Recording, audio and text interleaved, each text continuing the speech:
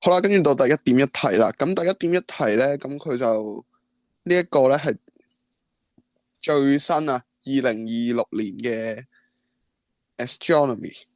咁好，首先我哋睇第一點一題。第一點一題咧，佢哋就話咧呢一個嘅 retrograde motion of Mars 咧，佢係 apparent westwards motion 嚟嘅。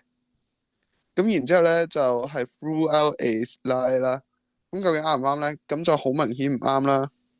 咁呢個誒 retrograde motion 咧就唔係喺一晚之間發生啦。咁好明顯第一個就已經係錯噶啦。咁好，第二個咧就講咧呢個哥白尼嘅模型啦，就咧係 explain 個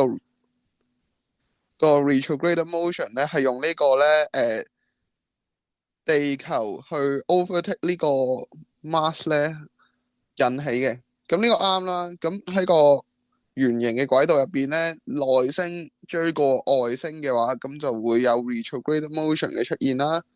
咁呢個係啱啦。咁第三個咧就講托勒密模型啊。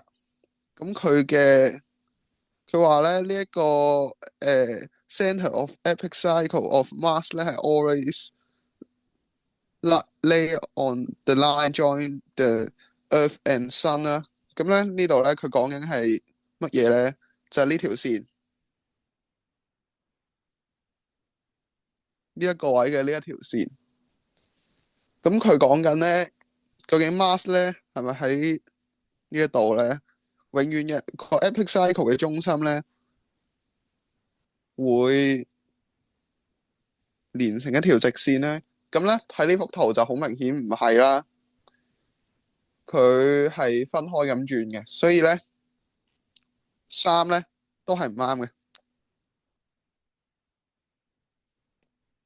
咁所以咧答案咧就淨係得二，所以就 B 啦。